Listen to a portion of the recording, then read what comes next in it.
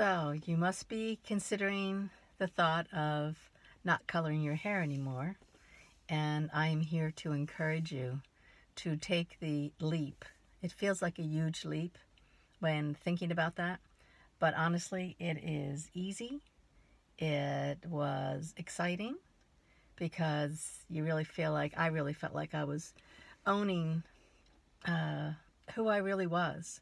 And instead of coloring my hair, trying to look younger than my age, seeing that the real color is lovely. And so anyway, so I just want to say, go for it. You really won't regret it. And and if by a small chance for some reason you do regret it, then you can color it again. So you're not losing anything by giving it a try.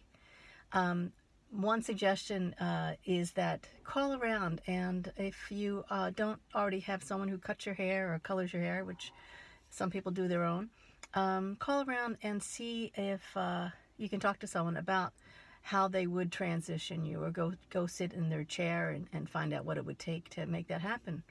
And if it makes sense to you, go for it. It is just so freeing and enjoyable and easy, and it's also as though we've been tricked in a way.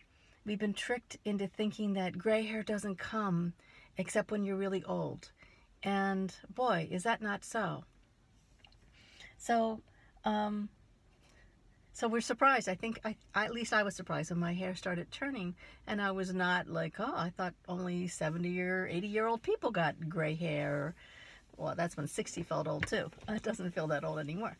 But no, people start losing their color and gaining their gray hairs much sooner than one would think, because we've all kind of bought into, in a certain way, we've all bought in, many of us, let me put it that way, many of us have bought into this idea that gray hair only happens to old people.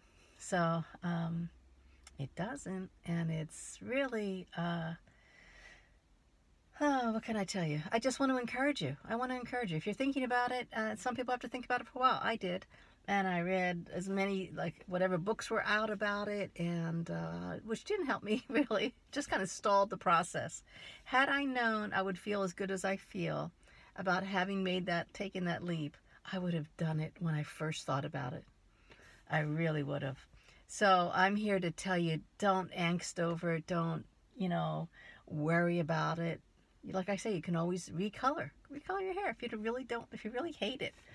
I can't really imagine you hating it, though. And a lot of people say, well, if my hair was your color, but how do you know what your color's going to look like? I didn't know what my color was going to look like until I did it.